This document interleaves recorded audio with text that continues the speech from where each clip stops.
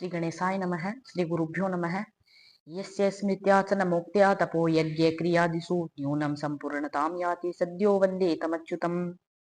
आप सभी प्यारे मित्रों को मेरा नमस्कार। आज मैं आपका फिर से एक बार एस्ट्रो गौरव भैया चैनल पर हार्दिक स्वागत करता हूँ। आज मैं आपको इस वीडियो में एक ऐसी जानकारी दूंगा, वह जानकारी आपको कुंडली देखने के लिए 100% मदद करेगी।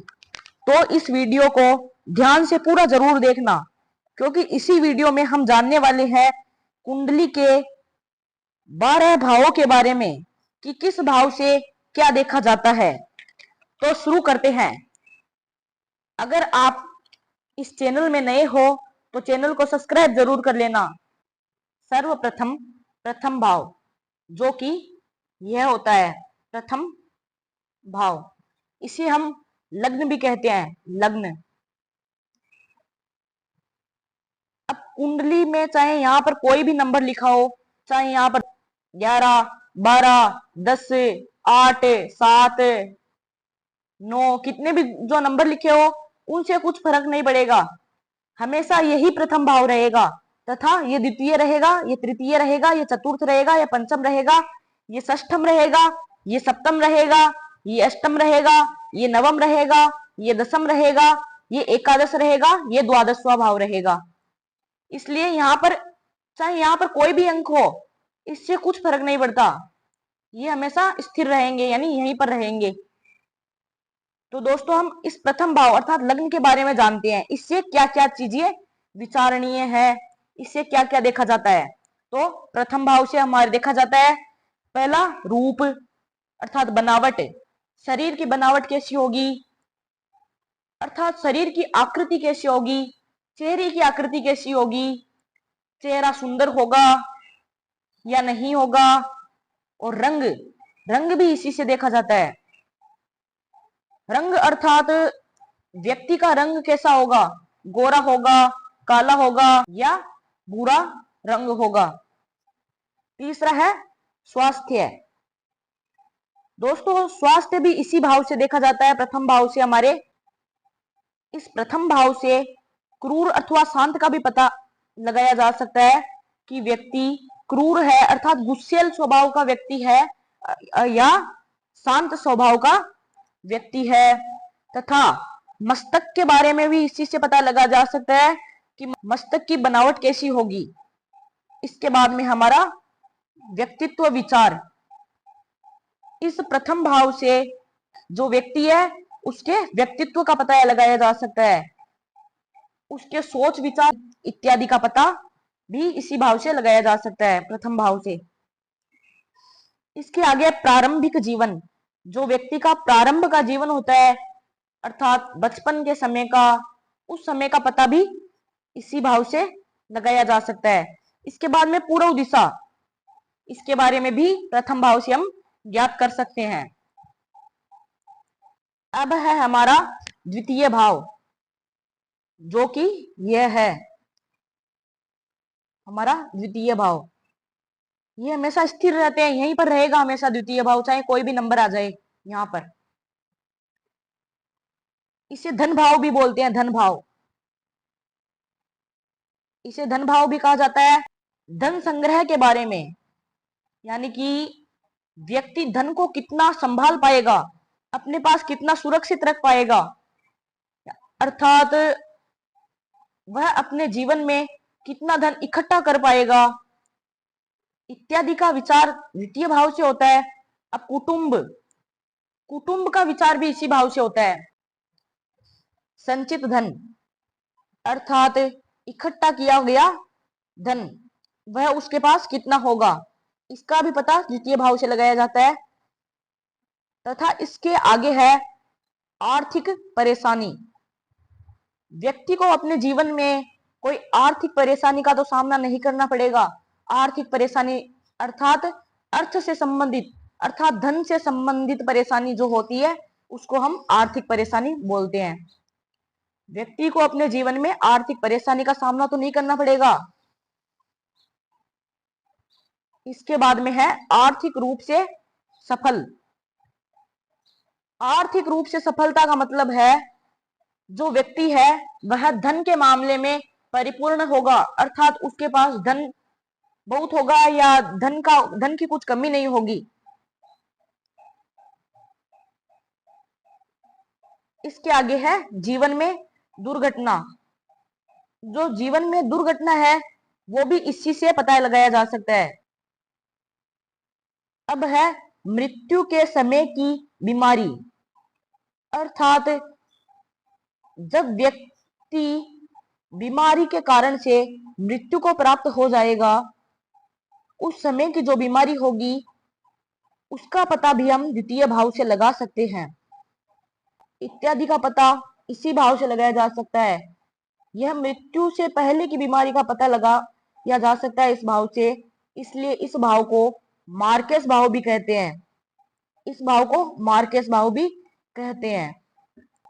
अब है हमारा तृतीय भाव। तृतीय भाव से विचारणीय विषय है छोटा भाई बहन। तृतीय भाव ये होता है, तृतीय भाव छोटा भाई या बहन। व्यक्ति के छोटे भाइयों की संख्या कितनी होगी, छोटी बहनों की संख्या कितनी होगी, उसके भाई उसका सहयोग करेंगे या नहीं, उसकी सफलता में उसके भाइयों का कितना योगदान होगा, इत्यादि का पता इसी भाव से लगाया जा सकता है। इसके बाद में है साहस या पराक्रम। व्यक्ति कितना पराक्रमी होगा, उसमें कितना पौरुषेय होगा, कितना साहस होगा उसमें, इस बात का पता इसी भाव से लगाया जा सकता है। अब है मेहनत। व्यक्ति मेहनती होगा या नहीं, व्यक्ति अपने पूरे जीवन में कितना मेहनत करेगा, अपनी सफलताओं के लिए कठिन परिश्रम करना पड़ेगा या नहीं करना पड़ेगा, इत्यादि का पता भी तृतीय भाव से हम लगा सकते हैं। इसके आगे है समस्याएं। समस्याएं अर्थात व्यक्ति के संपूर्ण जीवन में जो समस्याएं आएगी, क्या वह उनका सामना कर पाएगा, क्या वह उनसे भयभीत हो जाएगा। इन सभी परेशानियों का, इत्यादियों का, इन सभी विषयों का पता तृतीय भाव से ही लगाया जा सकता है। अब है चतुर्थ भाव। चतुर्थ भाव से हम माता अर्थात माता के बारे में पता लगा सकते हैं कि व्यक्ति को माता का सुख कितना होगा, माता का स्वास्थ्य कैसा होगा, इत्यादि का पता चतुर्थ भाव से लगाया जा सकता है। चतुर्थ भाव हमारा यह है।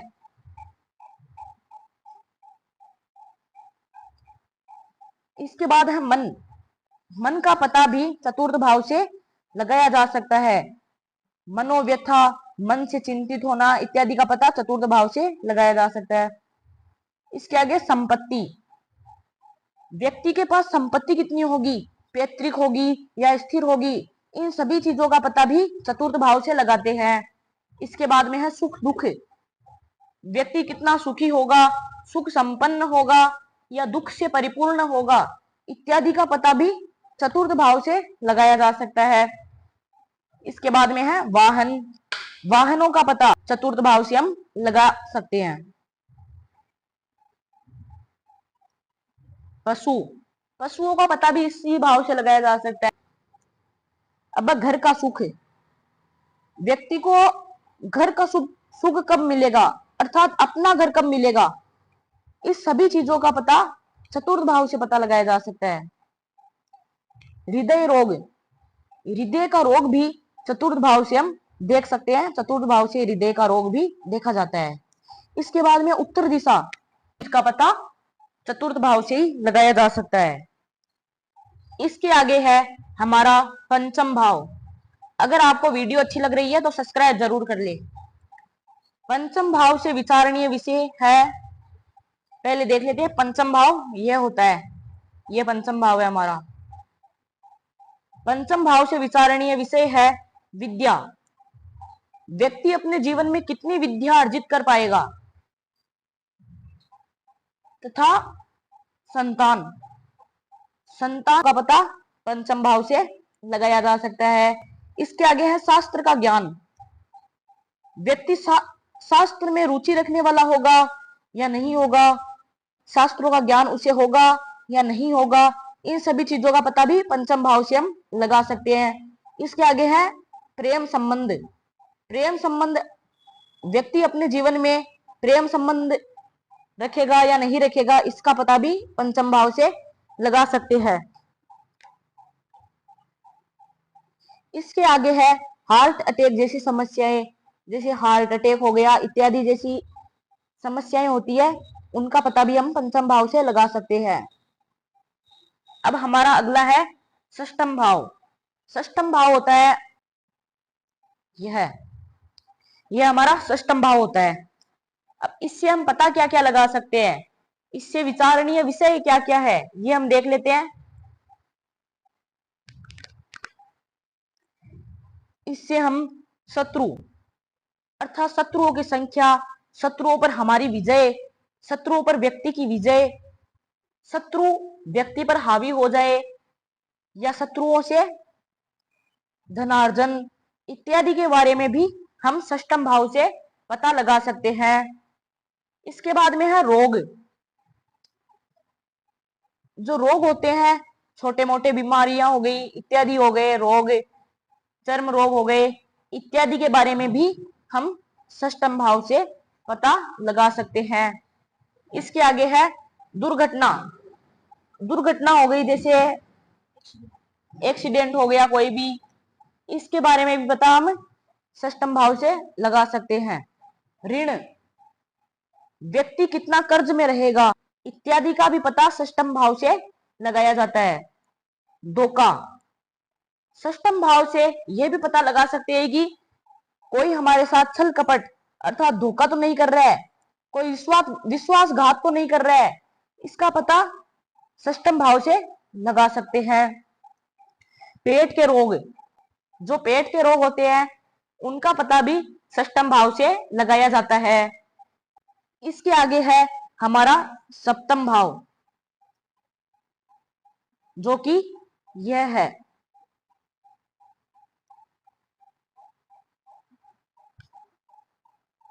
सप्तम भाव से हम पत्नी, अगर पुरुष है तो पत्नी, अगर स्त्री है तो पति का पता लगाया जा सकता है।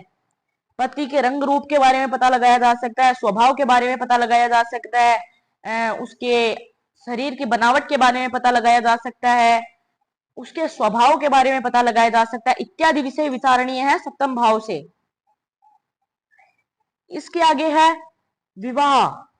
व्यक्ति का विवाह कब होगा, किस उम्र में व्यक्ति का विवाह होगा, इन सब का पता सप्तम भाव से लगाया जाता है।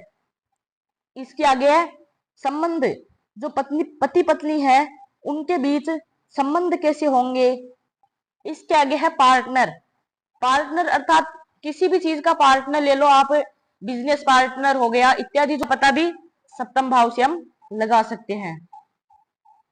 अब है पश्चिम दिशा का पता हम सप्तम भाव से लगा सकते हैं। अब आगे है हमारा अष्टम भाव। अष्टम भाव से विचारणीय विषय है, पहले अष्टम भाव की स्थिति को देख लेते हैं। अष्टम भाव कहां पर है। अष्टम भाव होता है यह अष्टम भाव होता है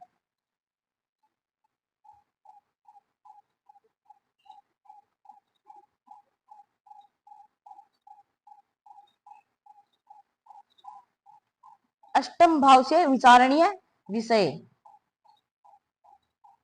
मृत्यु। मृत्यु का विचार करना हो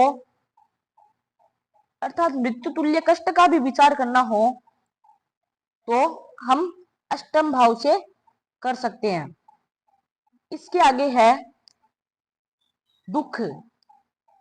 व्यक्ति दुखी रहेगा, उस दुख का कारण क्या होगा इत्यादि का पता भी अष्टम भाव से लगाया जा सकता है। इसके बाद में आयु, व्यक्ति की आयु कितनी होगी, क्या व्यक्ति अपनी आयु को पूर्ण कर पाएगा इत्यादि का पता भी अष्टम भाव से लगाया जा सकता है। मृत्यु का कारण, व्यक्ति की मृत्यु का कारण क्या होगा, यह अष्टम भाव से पता लगा सकते हैं। बाद में है मानसिक चिंता, व्यक्ति को मानसिक व्यथा रहेगी, क्यों रहेगी, कैसे रहेगी इत्यादि का पता भी हम अष्टम भाव से लगा सकते हैं। गुप्त धन, व्यक्ति को लॉटरी इत्यादि से जो लाभ होगा या इत्यादि से जो हानि होगी उनका पता भी हम अष्टम भाव से लगा सकते हैं। अब इसके बाद में मृत्यु के बाद की गति, अर्थात मृत्यु हो गई, मृत्यु के बाद वह ऊर्ध्व गति को प्राप्त होगा या अधोगति को, वह भूत योनि को प्राप्त होगा या स्वर्ग की ओर जाएगा, उसको नर्क प्राप्त होगा या स्वर्ग प्राप्त होगा इत्यादि का पता अष्टम भाव से लगाया जा सकता है। अब है हमारा नवम भाव, जो कि यह होता है, नवम भाव से विचारणीय विषय है धर्म। व्यक्ति धर्म में कितना होगा, धर्म में मिला होगा, धर्म से घुला होगा, धर्म से जुड़ा होगा या नहीं होगा, इन सभी के बारे में हम नवम भाव से पता लगा सकते हैं। का भाग्य, व्यक्ति का भाग्य किस उम्र में उदय होगा, यह पता भी नवम भाव से लगा सकते हैं। इसके बाद में पूर्व जन्म के कर्म, पूर्व जन्म में व्यक्ति ने क्या कर्म किए थे, इसका पता भी नवम भाव से लगाया जा सकता है।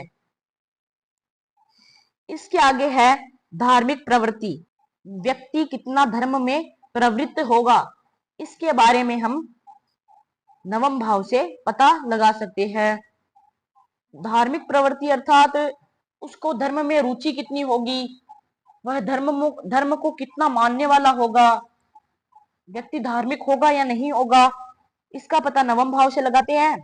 इसके बाद में दान पुण्य, व्यक्ति दान पुण्य करने में कितना संकोच करता है, संकोच नहीं करता है या दान पुण्य करता रहता है, इनके बारे में भी नवम भाव से हम पता लगा सकते हैं। इसके बाद में तीर्थ यात्रा, तीर्थ यात्रा का पता नवम भाव से लगाया जा सकता है। इसके बाद में हमारा दसम भाव, दसम भाव, दसम भाव यह भाव होता है, दसम भाव से विचारणीय विषय है कर्म, अर्थात व्यक्ति कैसा कर्म करेगा, व्यक्ति कर्मनिष्ठ होगा या नहीं होगा इत्यादि का पता दसम भाव से लगाया जा सकता है। इसके बाद में है व्यवसाय, अब जो व्यक्ति व्यवसाय करेगा, बिजनेस करेगा, उन सभी का पता दसम भाव से हम लगा सकते हैं। इसके आगे है नौकरी, व्यक्ति नौकरी किस नौकरी को प्राप्त करेगा, अर्थात सरकारी नौकरी होगी या कोई दूसरी होगी, इस बारे में भी हम दसम भाव से पता लगा सकते हैं। सरकारी लाभ, दसम भाव से हम सरकारी लाभ का भी पता लगा सकते हैं। पिता, पिता से संबंध कैसा होगा, व्यक्ति का पिता से संबंध कैसा होगा तथा पिता का संबंध व्यक्ति से कैसा होगा, इन सभी चीजों का पता दसम भाव से लगाया जा सकता है। इसके आगे दक्षिण दिशा इत्यादि का पता हम दसम भाव से लगा सकते हैं। अब है हमारा एकादश भाव, जो कि यह है,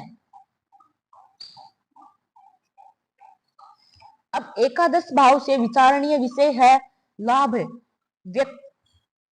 जो लाभ का भाव होता है वह एकादशवां भाव होता है, अर्थात लाभ इसी से देखा जाता है कि व्यक्ति कर्म करने के बाद अब कितना लाभ प्राप्त कर पाएगा।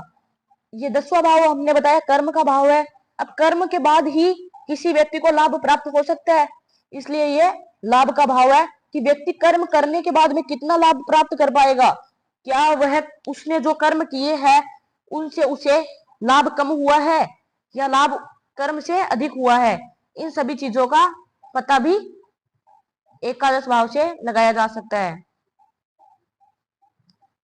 आय, व्यक्ति की आय कितनी होगी, व्यक्ति जो भी कार्य करेगा उसमें वह कितनी कमाई करेगा, यह पता एकादश भाव से लगाया जा सकता है। तथा बड़ा भाई बहन, जो उसके व्यक्ति के बड़े भाई है बहन है, उनका साथ मिलेगा व्यक्ति को या नहीं मिलेगा, क्या बड़े भाई बहन व्यक्ति का पूर्ण रूप से साथ देंगे या नहीं देंगे, इत्यादि का पता भी एकादश भाव से लगाया जा सकता है। अब है जीवन में सफलता। जीवन में व्यक्ति कितना सफल हो जाएगा, इन सभी का पता हम एकादश भाव से लगा सकते हैं। इसके बाद में हमारा द्वादश भाव अर्थात 12वां भाव है, जो कि यह होता है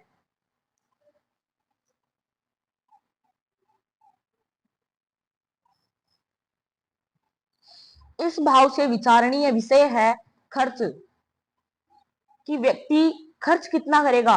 क्या व्यक्ति फिजूल का खर्च तो नहीं करेगा, व्यर्थ का खर्च तो नहीं करेगा, पता द्वादश भाव से लगाया जा सकता है। अब है हानि। व्यक्ति के रुपए कहीं पर फंस जाएंगे या व्यक्ति को किसी दूसरी हानि हो जाएगी, स्वास्थ्य की हानि हो सकती है, रुपयों की हानि हो सकती है, कोई भी चीज हो उसकी हानि हो सकती है। उस चीज का विचार 12वें भाव से अर्थात द्वादश भाव से किया जाएगा। अब है दूर यात्रा। क्या व्यक्ति लंबी यात्राएं करेगा, इत्यादि का पता जो हम लगा सकते हैं वो होता है द्वादश भाव। इससे हम दूर यात्रा को पता लगा सकते हैं कि व्यक्ति कितनी लंबी तक यात्रा करेगा। अब है प्रदेश गमन। व्यक्ति विदेश तो नहीं चला जाएगा, या वह अपने देश से दूर विदेश में सेटल हो जाएगा, या अपने देश में ही रहेगा, या वह विदेश में कोई व्यवसाय शुरू कर देगा, इत्यादि का पता हम 12वें भाव से लगा सकते हैं।